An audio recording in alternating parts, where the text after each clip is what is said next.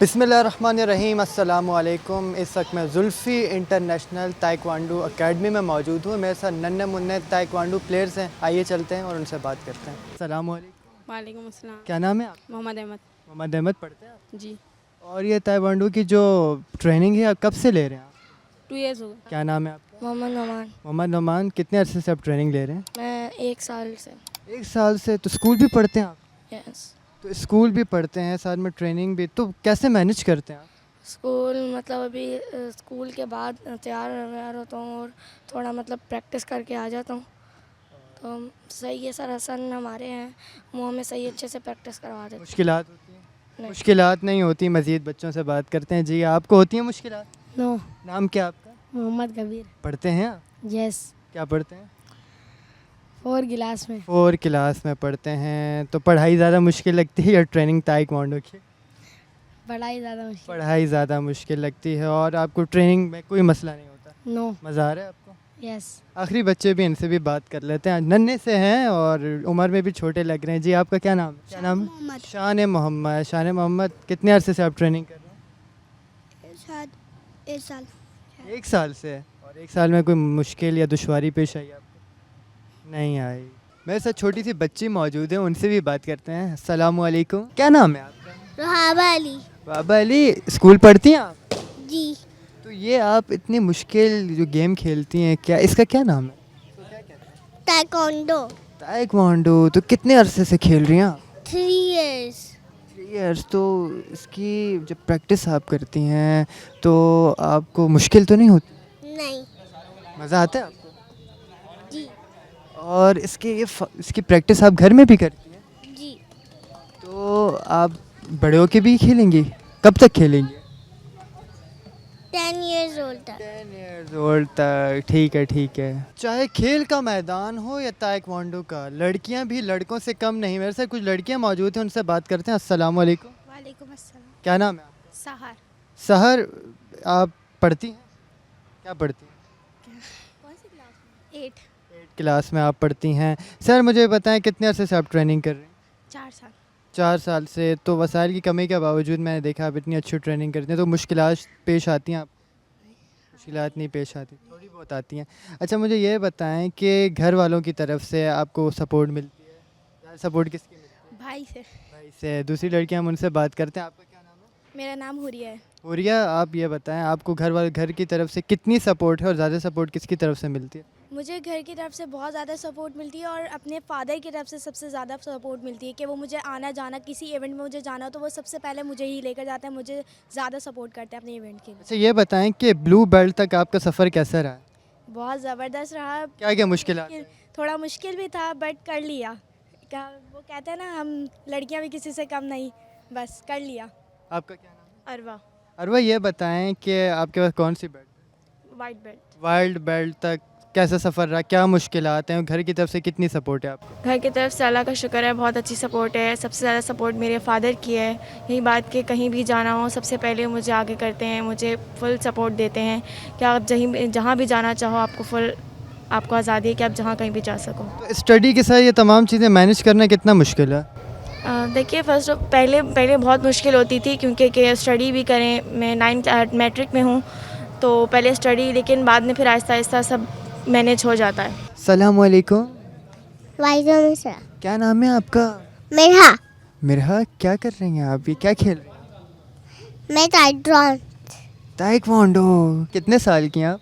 5 साल की। 5 साल की हो के आप इतनी मुश्किल गेम खेल रही हैं और इतनी मुश्किल प्रैक्टिस करती हैं, तो आपको प्रैक्टिस करते मुश्किल होती है? इजी है? स्कूल पढ़ती हैं आप? कौन सी class? Montessori class. Montessori class में हो के आप इतने कहते हैं मुश्किल प्रैक्टिस करती हैं। मज़ा आता है आपको? कौन करवाता है प्रैक्टिस? सर। अस्सलाम वालेकुम। वालेकुम अस्सलाम। क्या नाम है आपका? ज़ैन तारिक मेरा नाम है। ज़ैन तारिक। आप किस लेवल पर अपनी एकेडमी को रिप्रेजेंट कर चुके हैं और अभी तक आप कहाँ कहाँ खेल चुके हैं? जी, मैं गुज़िश्ता 14-15 साल से इस एक्टिविटी को मैं कर रहा हूँ, 2012 से। और अपने बचपन से लेकर आज तक school level, club level, inter district level, Karachi open level, Sindh level और जो हमारा नेशनल पुमजा कंपटीशन होता है उसके अंदर भी जो है मैं प्ले कर चुका हूँ। कोविड-19 के अंदर भी मैंने पुमजे का जो एक कंपटीशन हुआ था क्वारंटाइन होकर के, तो उसमें भी मैंने पार्टिसिपेट किया था। और अब इंशाल्लाह मेरा जो अगला टास्क है वो है इंटरनेशनल लेवल के ऊपर।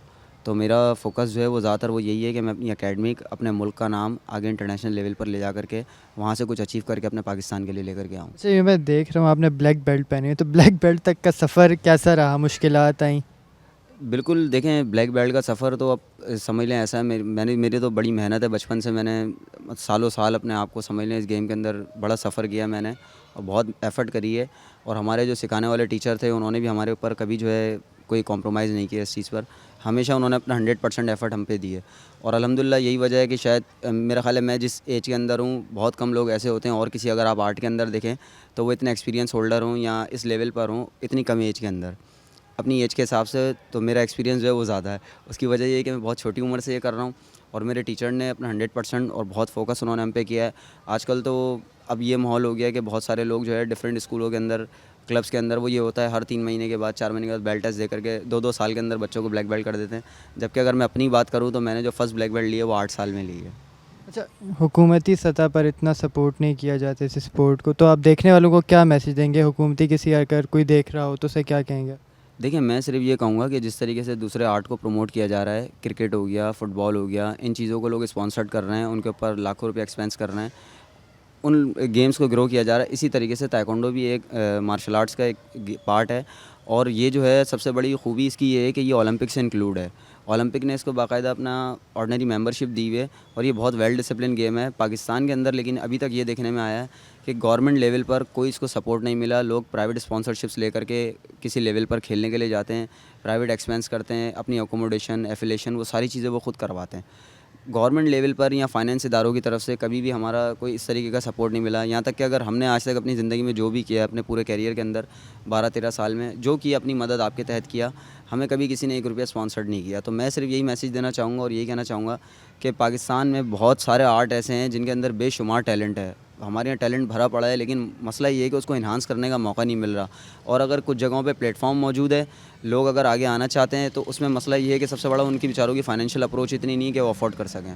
तो गवर्नमेंट अगर फाइनेंशियली लोगों को सपोर्ट करे, फ्री ऑफ कॉस्ट ऐसे प्लेटफॉर्म बनाए, तो वक्तन फ़वक्तन हर बच्चा जो है थोड़े टाइम के साथ साथ जो है वो पाकिस्तान को जो आगे रिप्रेजेंट कर सकता है, और पाकिस्तान के लिए बहुत सारे अचीवमेंट्स, वर्ल्ड रिकॉर्ड भी कायम हो सकते हैं। मेरे साथ एकेडमी जनरल सेक्रेटरी मौजूद हैं, उनसे बात करते हैं। अस्सलाम वालेकुम। वालेकुम अस्सलाम। सर, क्या नाम है? मेरा नाम हसन अली है, और मैं इंटरनेशनल प्लेयर भी हूँ और नेशनल रेफरी भी हूँ, और इस एकेडमी का जनरल सेक्रेटरी भी हूँ। सर, बेसिकली बताएं कि ताइक्वांडो है क्या, इसकी हिस्ट्री क्या है? बेसिकली ताइक्वांडो एक मार्शल आर्ट है जो कि कोरिया से ईजाद हुआ था, जो कि तकरीबन 30-40 साल पहले पाकिस्तान में इंट्रोड्यूस हुआ। उससे पहले और बहुत सारे आर्ट होते थे जिसमें लोग इन्वॉल्व थे। उसके बाद इन्होंने नया गेम इन्वेंट किया, कोरिया को सदरबाब बनाते हुए ताइक्वांडो को। सर, कराटे हम बचपन से सुनते आ रहे हैं, ये होता है वो तो ताइक्वांडो उसमें क्या डिफरेंस है, ज़रा बताइए।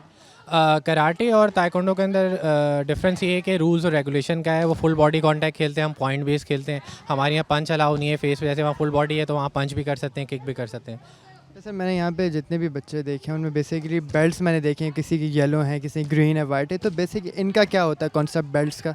हमारे पास बेसिकली बेल्ट जो आप देख रहे हैं उसके अंदर डिफरेंट कैटेगरीज होती हैं। हमारे पास सबसे पहली बेल्ट होती है वाइट बेल्ट, उसके बाद येलो बेल्ट होती है, green belt, blue belt, red belt, then black belt start होती है। ब्लैक बेल्ट के बाद डिग्री स्टार्ट होती है, फर्स्ट डन, सेकंड डन। तो ये सारे वो बच्चे आपने देखे होंगे जो कि तकरीबन 4-5 सालों से कर रहे हैं। जो ब्लू बेल्ट है वो पिछले 4 सालों से कर रहा है, जो येलो बेल्ट है पिछले 2 सालों से कर रहा है, जो ग्रीन बेल्ट पिछले 3 सालों से कर रहा है। अच्छा, ये बेल्ट जो होती है ये तरक्की की बिना पर भी होती है, कारकर्दगी पर भी होती है, या ये ईयर वाइज भी इसमें चेंजिंग आती है? इसका ईयरली टेस्ट होता है, जो बच्चा उस टेस्ट को क्लियर करता है वही आगे प्रोमोटर होता है। इसके साथ साथ सालाना इवेंट्स भी होते हैं, डोमेस्टिकली भी और इंटरनेशनल भी। तो हमारे जो बच्चे छोटे हैं वो अपना city level, Karachi level, different level खेल रहे होते हैं। ताइक्वांडो क्योंकि मेजर टेक्निक्स के बारे में बताएं, सेल्फ डिफेंस क्या होता है, टेक्निक्स क्या होती हैं, ज़रा उनके बारे में। ताइक्वांडो में सबसे मेन चीज़ हमारा जो टोटली डिपेंडेंट है वो 90% किक्स पे है। जो हमारी फ्लाइंग किक्स होती हैं, टर्निंग किक्स होती हैं और डबल किक्स होती हैं। और इसके साथ साथ ताइक्वांडो के अंदर फिटनेस का भी बहुत बड़ा अहम पार्ट है। उसके साथ साथ सेल्फ डिफेंस जो कि आज के लिए बहुत ज़्यादा ज़रूरी है। जिस तरीके से हालात हैं लड़कों के लिए, लड़कियों के लिए, अगर कहीं बाहर जा रहे हैं, कोई आपको तंग करते हो, आपको सेल्फ डिफेंस बहुत ज़रूरी है। अल्हम्दुलिल्लाह हमारे इस अल्लाह वाला टाउन कैंपस के अंदर कोरंगी में तकरीबन 50 के करीब बच्चे हैं। और इसी तरीके से हमारे पूरे कराची के अंदर डिफरेंट कैंपसेस हैं। 2 डिफेंस के अंदर हैं, 2 कोरंगी में हैं, एक गुलशन में और एक नाज़ाबाद में हमारा हेड क्वार्टर है। अच्छा, आप ख़ुद भी पाकिस्तान को रिप्रेजेंट कर चुके हैं बैनुल-अक़वामी सतह पर, तो आपने कब किया था और किन किन सतह पर किया था? मैंने 2006 के अंदर मलेशिया ओपन खेला था जिसमें पूरे वर्ल्ड की कंट्रीज़ आई हुई थी। इसके बाद मैंने 2007 के अंदर ईरान के अंदर अल फजर क्लब खेला था। उसके अंदर समझ लें वो भी इंटरनेशनल इवेंट था G1 ग्रेड का। तो बाहर खेलना इट्स अ ऑनर और पाकिस्तान को रिप्रेजेंट करना मतलब फ़ख्र होता है। As a academy general secretary आप क्या कहते हैं कि लड़कियों को, बेसिकली लड़के तो आपको पता है इन्वॉल्व हैं इन चीज़ों में शुरू से, लड़कियों को कितना आगे आना चाहिए इन चीज़ों में? देखिए मैं आपसे सिर्फ यही कहूँगा कि अगर हम पाकिस्तान और कोई इंटरनेशनल कंट्री का कंपैरिजन करें तो बाहर लड़कियों को ज़्यादा फोकस किया जाता है एक्सेप्ट लड़कों को। वो लड़कियां स्पोर्ट्स में इतने आगे हैं कि वो फिज़िकली फ़िट भी हैं और मेंटली फ़िट भी हैं। और हम अब कोशिश यही कर रहे हैं पाकिस्तान के अंदर भी कोई सा भी गेम हो, इवन कि वो हॉकी है, फ़ुटबॉल है, क्रिकेट है या हमारा मार्शल आर्ट है या कोई एथलीट है, उसमें लड़कियों को ज़्यादा से ज़्यादा प्रमोट करें और आगे से आगे लेके जाएँ। मेरी तो हुकूमत से सिर्फ एक ही अपील है कि आप सिर्फ 1 या 2 गेम को जो आप लोग स्पॉन्सरशिप करते हैं उनको पब्लिसाइज़ करते हैं। उसके अलावा बहुत सारे गेम ऐसे हैं जिसमें अभी आपको पता होगा कि अरशद नदीम ने माशाल्लाह ओलंपिक्स के अंदर गोल्ड मेडल लिया। आप उसी से मिसाल ले लें कि वो एक बंदे ने आज 48 साल बाद पाकिस्तान को गोल्ड मेडल दिलवाया। इसी तरीके से हमारा और भी ऐसे बहुत सारे गेम हैं जिसका नाम गोल्ड मेडल ले सकते हैं, लेकिन हमारी हुकूमत उस पर तवज्जो नहीं देती। वो सिर्फ क्रिकेट, फुटबॉल या हॉकी के ऊपर तवज्जो देती है, जिससे हमारा कोई अभी तक एज सच पिछले 38 ईयर्स के अंदर कोई भी ओलंपिक्स में या कोई गोल्ड मेडल नहीं आया। नाजरीन, प्रोग्राम आपने देखा, मेरे साथ जुल्फ़ी इंटरनेशनल ताइक्वांडो अकेडमी के प्लेयर्स मौजूद थे और लड़के लड़कियां दोनों अपनी खिदमत यहाँ पर अंजाम दे रही हैं। हुकूमत को भी चाहिए कि इनको अप्रिशिएट करें और हर मैदान पर, चाहे वो बैनुल-अक़वामी हो या डोमेस्टिक हो, इनको अप्रिशिएट करना चाहिए। अपने मेज़बान सैयद ताहा को दीजिए इजाज़त। अल्लाह नेगहबान।